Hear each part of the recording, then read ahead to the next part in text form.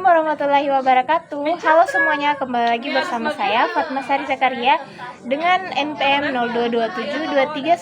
022723111152. Di video kali ini saya akan menjelaskan tugas tentang fenomenologi untuk memenuhi nilai tugas saya yang diberikan oleh dosen saya, Bapak Dr. Suito SEMSI AK. Sebelumnya saya akan menjelaskan pengertian dari fenomenologi. Nah, fenomenologi adalah aliran filsafat yang dikembangkan oleh Edmund Husserl pada awal abad ke-20 dan kemudian diperkaya oleh Martin Heidegger, Maurice Merleau-Ponty, dan filsuf lainnya. Pada dasarnya, fenomenologi adalah studi tentang struktur pengalaman sebagaimana dialami dari sudut pandang orang pertama tanpa mempertimbangkan apakah objek pengalaman tersebut benar-benar ada atau tidak di dunia objektif. Konsep inti fenomenologis adalah kembali kepada hal-hal itu sendiri, yang berarti memahami fenomena sebagaimana ia menampakkan diri dalam kesadaran tanpa prasangka atau asumsi teoritis yang telah ada sebelumnya. Husserl memperkenalkan konsep apukat atau bracketing, yaitu menunda penilaian tentang keberadaan objektif dari fenomena yang sedang dipelajari untuk fokus pada bagaimana fenomena tersebut dialami. Dalam konteks yang lebih praktis, fenomenologi berusaha memahami bagaimana individu memberikan makna terhadap pengalaman mereka. Pendekatan ini tidak mencari kebenaran universal atau hukum-hukum umum, melainkan berusaha memahami keunikan dan keberagaman cara manusia mengalami dan memahami dunia di sekitar mereka. Fenomenologi juga menekankan konsep intensionalitas, yaitu ide bahwa kesadaran selalu terarah kepada sesuatu. Setiap tindakan kesadaran memiliki objek intensional. Kita selalu sadar akan sesuatu, mengingat sesuatu, atau bermaksud melakukan sesuatu. Dalam konteks akuntansi, ini berarti bahwa setiap praktik akuntansi memiliki makna dan tujuan yang diarahkan kepada objek atau situasi tertentu dalam dunia bisnis dan ekonomi. Nah, selanjutnya untuk tujuan fenomenologi dalam penelitian. Tujuan utama pendekatan fenomenologis adalah memahami esensi atau struktur esensial dari pengalaman hidup manusia. Dalam penelitian, fenomenologis bertujuan untuk yang pertama, mengungkap makna subjektif. Fenomenologis berusaha memahami bagaimana individu memberikan makna terhadap pengalaman mereka. Tujuan ini sangat relevan dalam penelitian sosial dan humaniora karena menyadari bahwa setiap individu memiliki cara unik dalam memahami dan menginterpretasikan realitas di sekitar mereka. Yang kedua, memahami struktur kesadaran. Fenomenologi ingin memahami bagaimana kesadaran manusia terstruktur dan bagaimana struktur ini mempengaruhi cara kita memahami dunia. Ini meliputi pemahaman tentang bagaimana waktu, ruang, tubuh, dan hubungan dengan orang lain membentuk pengalaman kita. Nah, yang ketiga, yaitu menggali pengalaman yang belum diartikulasikan. Banyak aspek dari pengalaman manusia yang bersifat pra-reflektif atau tidak disadari sepenuhnya. Fenomenologi berusaha membawa aspek-aspek ini ke dalam kesadaran dan memberikan bahasa untuk mengartikulasikannya. Nah, yang keempat, memahami konteks dan situasi. Fenomenologi mengakui bahwa pengalaman manusia selalu terjadi dalam konteks dan situasi tertentu. Tujuannya adalah memahami bagaimana konteks ini mempengaruhi makna dan interpretasi pengalaman. Nah, yang kelima, mengembangkan pemahaman empatik. Dengan fokus pada pengalaman subjektif, fenomenologi bertujuan mengembangkan pemahaman yang lebih empatik terhadap perspektif dan pengalaman orang lain. Teman-teman, mengapa fenomenologi penting dalam akuntansi? Nah, akuntansi selama ini dipandang sebagai disiplin ilmu yang bersifat objektif, matematis, dan terukur. Angka-angka dalam laporan keuangan seolah-olah menjadi representasi yang netral dan universal dari realitas ekonomi suatu entitas. Namun, pandangan ini mulai dipertanyakan ketika para akademis dan praktisi menyadari bahwa di balik setiap angka akuntansi terdapat subjektif, interpretasi, dan pengalaman manusia yang kompleks. Disinilah fenomenologis menemukan relevansinya dalam dunia akuntansi. Pendekatan fenomenologis tidak menolak pentingnya angka dan perhitungan akuntansi, tetapi berusaha memiliki makna yang lebih mendalam dari praktik akuntansi sebagai fenomena sosial dan budaya. Fenomenologis membantu kita melihat bahwa akuntansi bukan sekedar teknik pencatatan dalam pelaporan, melainkan praktik sesuai yang membentuk dan dibentuk oleh pengalaman hidup manusia. Penggunaan fenomenologis dalam akuntansi merupakan respons terhadap dominasi pendekatan positifis yang telah lama mewarnai riset akuntansi. Pendekatan positifis cenderung melihat akuntansi sebagai sistem teknik yang objektif, di mana kebenaran dapat ditemukan melalui observasi empiris dan analisis statistik. Namun, fenomenologi menawarkan lensa yang berbeda untuk memahami akuntansi sebagai praktik sosial yang kaya makna. Nah, aplikasi fenomenologis dalam riset akuntansi meliputi yang pertama, memahami pengalaman praktis. Fenomenologi digunakan untuk memahami bagaimana akuntan, auditor, manajer, dan pengguna laporan keuangan mengalami dan memahami praktik akuntansi dalam kehidupan sehari-hari mereka. Penelitian fenomenologis dapat mengungkap bagaimana para praktis memberikan makna terhadap standar akuntansi, proses audit, atau pengambilan keputusan keuangan. Yang berikut yaitu mengkaji konstruksi sosial akuntansi. Akuntansi dipandang sebagai konstruksi sosial yang diciptakan dan dimaknai oleh manusia dalam konteks sosial dan budaya tertentu. Fenomenologi membantu memahami bagaimana konsep akuntansi seperti aset, laba, atau nilai wajar dikonstruksi dan dimaknai dalam praktik. Yang berikut ada eksplorasi dimensi etis. Fenomenologi digunakan untuk mengeksplorasi dimensi etis dalam praktik akuntansi, termasuk bagaimana para praktisi mengalami dilema atau bagaimana mereka mengambil keputusan dalam suatu situasi yang ambigu. Yang berikut yaitu memahami perubahan dan resistensi. Ketika standar akuntansi baru diperkenalkan atau ketika terjadi perubahan dalam praktik akuntansi, fenomenologi dapat membantu memahami bagaimana individu mengalami perubahan tersebut, termasuk resistensi yang mungkin muncul. Yang berikut analisis budaya organisasi. Fenomenologi digunakan untuk memahami bagaimana budaya organisasi mempengaruhi praktik akuntansi dan bagaimana akuntansi pada gilirannya membentuk budaya organisasi. Nah, yang berikut metode penelitian fenomenologis dalam akuntansi.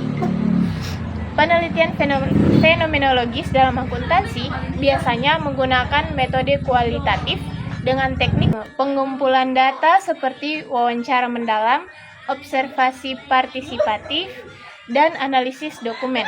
Peneliti berusaha memahami pengalaman subjektif informan tanpa memaksakan kerangka teoritis yang telah ada sebelumnya.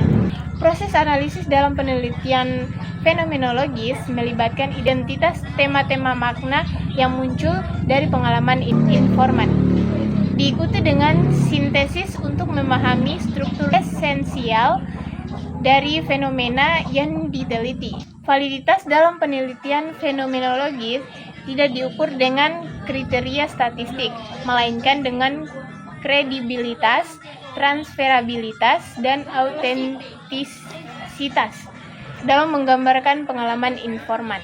Yang berikut adalah contoh kasusnya. untuk memberikan ilustrasi konkret tentang bagaimana fenomenologi dapat diterapkan dalam memahami isu-isu akuntansi. Mari kita kaji kasus skandal akuntansi Garuda Indonesia yang mencuat pada tahun 2019. Kasus ini tidak hanya melibatkan manipulasi angka-angka keuangan, tetapi juga mencerminkan kompleksitas pengalaman manusia di balik praktik akuntansi. Pada April 2019, dua komisaris Garuda Indonesia, Khairal Tanjung dan Doni Osaka, menolak menandatangani laporan keuangan pada tahun 2018 karena mencurigai adanya penggelembungan laba. Garuda dilaporkan mencatat laba bersih sebesar 11,6 triliun pada 2018, naik drastis dari kerugian sebesar 3,9 triliun pada 2017. Meningkatkan laba yang fantastis ini diduga berasal dari pengakuan pendapatan yang tidak sesuai dengan standar akuntansi. Investigasi selanjutnya mengungkapkan bahwa manajemen Garuda mengakui pendapatan dan transaksi dengan PT Mahata Aero Teknologi sebesar 239,94 juta US dollar, padahal transaksi tersebut baru berupa letter of intent yang belum memenuhi kriteria pengakuan pendapatan menurut PSAK 72. Selain itu, terdapat juga pengakuan pendapatan dan dari transaksi dengan Sriwijaya Air yang bermasalah. Kasus ini berujung pada sanksi dari Otoritas Jasa Keuangan atau OJK, pergantian manajemen, dan investigasi oleh berbagai pihak termasuk Kejaksaan Agung. Pada akuntan publik yang mengaudit laporan keuangan Garuda juga dikenai sanksi oleh Pusat Pembinaan Profesi Keuangan atau PPPK, Kementerian Keuangan. Nah, yang berikut analisis fenomenologis. Dari perspektif fenomenologis, kasus Garuda Indonesia dapat dianalisis dengan fokus pada pengalaman subjektif berbagai pihak yang terlibat. Mari kita eksplorasi beberapa dimensi fenomenologis dari kasus ini. Yang pertama, pengalaman manajemen. Fenomenologis memungkinkan kita memahami bagaimana manajemen Garuda mengalami tekanan untuk menunjukkan kinerja yang baik. Sebagai perusahaan BUMN yang sahamnya diperdagangkan di bursa, Garuda menghadapi ekspektasi tinggi dari pemerintah sebagai pemegang saham mayoritas, investor publik, dan stakeholder lainnya. Dalam perspektif fenomenologis, keputusan manajemen untuk memanipulasi laporan keuangan tidak semata-mata merupakan tindakan kriminal yang rasional, tetapi juga refleksi dari pengalaman subjektif mereka dalam menghadapi tekanan dan ekspektasi yang kompleks. Mereka mungkin mengalami konflik internal antara tuntutan untuk menunjukkan kinerja yang baik dengan realitas operasional yang menantang. Proses rasionalisasi yang dilakukan manajemen seperti menganggap bahwa letter of intent dengan Mahata adalah transaksi yang sah untuk diakui sebagai pendapatan, mencerminkan bagaimana individu dalam situasi tekanan dapat mengonstruksi realitas sedemikian rupa untuk membenarkan tindakan mereka. Fenomenologi membantu kita memahami bahwa manipulasi akuntansi bukan hanya masalah teknis, tetapi juga masalah eksistensial tentang bagaimana individu memahami dan memberikan tindakan mereka dalam situasi yang sulit. Yang kedua, pengalaman komisaris. Pengalaman Khairal Tanjung dan Doni Oscaria sebagai komisaris yang menolak menandatangani laporan keuangan memberikan perspektif yang menarik dari sudut pandang fenomenologis. Keputusan mereka untuk menolak menandatangani laporan keuangan bukan semata-mata keputusan rasional berdasarkan analisis teknis, tetapi juga melibatkan pengalaman moral yang emosional dan kompleks. Dari perspektif fenomenologis, kita dapat memahami bagaimana kedua komisaris tersebut mengalami ketegangan antara loyalitas terhadap perusahaan dan tanggung jawab kepada stakeholder. Mereka mungkin mengalami isolasi sosial dan tekanan politik karena keputusan mereka yang kontroversial. Pengalaman ini mencerminkan fenomena yang lebih luas tentang tantangan yang dihadapi individu ketika harus mengambil posisi etis yang tidak populer dalam organisasi. Keberanian moral yang ditunjukkan oleh kedua komisaris ini dapat dipahami secara manifestasi dari apa yang dalam fenomenologi disebut sebagai autentik eksistensi. Kemampuan individu untuk bertindak sesuai dengan nilai dan keyakinan mereka meskipun menghadapi tekanan sosial dan politik. Yang ketiga, pengalaman auditor. Peran auditor dalam kasus Garuda juga menarik untuk analisis dari perspektif fenomenologis. Auditor eksternal yang seharusnya berperan sebagai penjaga gerbang kualitas laporan keuangan ternyata tidak berhasil mengidentifikasi atau melaporkan praktik akuntansi yang menyesatkan. Fenomenologi memungkinkan kita memahami bagaimana auditor mengalami ketegangan antara independensi profesional dan kepentingan komersial. Sebagai firma yang menerima free audit dari klien, auditor menghadapi konflik kepentingan yang inheren. Pengalaman subjektif auditor dalam menghadapi konflik ini termasuk proses rasionalisasi dan kompromi yang mungkin mereka lakukan menjadi fokus analisis fenomenologis. Kegagalan auditor untuk mendeteksi manipulasi akuntansi dapat dipahami bukan hanya sebagai kegagalan teknis, tetapi juga sebagai refleksi dari pengalaman mereka dalam menghadapi tekanan untuk mempertahankan hubungan dengan klien. Fenomenologi membantu kita memahami bahwa audit bukan hanya proses teknis, tetapi juga proses sosial yang melibatkan negosiasi, makna, dan kepentingan antara berbagai pihak. Yang keempat, pengalaman investasi dan stakeholder. Dari perspektif stakeholder, kasus Garuda Indonesia mencerminkan pengalaman yang kompleks tentang kepercayaan dan kekecewaan. Investor yang mempercayai laporan keuangan Garuda dan membuat keputusan investasi berdasarkan informasi yang menyesatkan mengalami tidak hanya kerugian finansial, tetapi juga guncangan terhadap kepercayaan mereka terhadap sistem pasar modal. Fenomenologi memungkinkan kita memahami bagaimana investor mengalami ketidakpastian dan kehilangan kepercayaan. Setelah skandal terungkap, pengalaman ini tidak hanya bersifat ekonomis, tetapi juga emosional dan eksistensial, melibatkan pertanyaan tentang siapa yang dapat dipercaya dan bagaimana membuat keputusan dalam dunia yang penuh ketidakpastian. Bagi karyawan Garuda, skandal ini menciptakan pengalaman yang kompleks tentang identitas organisasi dan kebanggaan profesional. Mereka mungkin mengalami konflik antara loyalitas terhadap perusahaan dan kekecewaan terhadap tindakan manajemen. Yang kelima, pengalaman regulator. Dari perspektif regulator seperti OJK dan PPPK, kasus Garuda mencerminkan dilema antara penegakan aturan dan pembinaan industri. Fenomenologi memungkinkan kita memahami bagaimana regulator mengalami tekanan untuk memberikan sanksi yang tegas sambil tetap mendukung perkembangan pasar modal dan profesi akuntansi. Pengalaman regulator dalam menangani kasus ini juga melibatkan dimensi politik dan sosial yang kompleks. Mengingat Garuda adalah perusahaan BUMN yang memiliki nilai simbolis bagi bangsa Indonesia, keputusan untuk memberikan sanksi kepada manajemen dan auditor bukan hanya keputusan teknis, tetapi juga keputusan yang melibatkan pertimbangan politik dan sosial.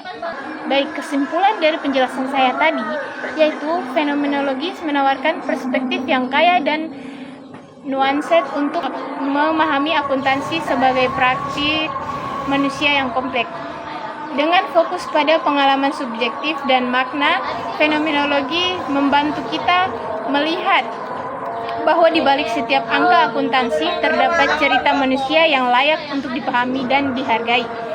Kasus Garuda Indonesia menunjukkan bahwa skandal akuntansi bukan hanya masalah teknis atau moral yang sederhana, tetapi refleksi dari kompleksitas pengalaman manusia dalam menghadapi tekanan, ekspektasi, dan dilema etis. Pemahaman fenomenologis membantu kita mengembangkan empati dan insting yang lebih mendalam tentang tantangan yang dihadapi para praktisi akuntansi. Nah, ke depan, integrasi perspektif fenomenologis dalam penelitian, pendidikan, dan praktik akuntansi dapat membantu mengembangkan profesi akuntansi yang lebih manusiawi, etis, dan relevan dengan kebutuhan masyarakat. Akuntansi bukan hanya tentang angka, tetapi tentang manusia yang bekerja dengan angka-angka tersebut untuk menciptakan makna dan nilai dalam kehidupan ekonomi dan sosial. Fenomenologi mengingatkan kita bahwa akuntansi adalah pada dasarnya aktivitas manusia untuk manusia. Dengan memahami dimensi manusiawi dari akuntansi, kita dapat mengembangkan praktik yang tidak hanya akurat secara teknis, tetapi juga bermakna secara sosial dan etis. Ini adalah kontribusi penting fenomenologi untuk masa depan profesi akuntansi yang lebih baik. Nah, itu dia penjelasan saya mengenai fenomenologi. Teman-teman, jangan lupa like, komen, dan subscribe. Sampai jumpa pada video saya selanjutnya. Bye-bye. Wassalamualaikum warahmatullahi wabarakatuh.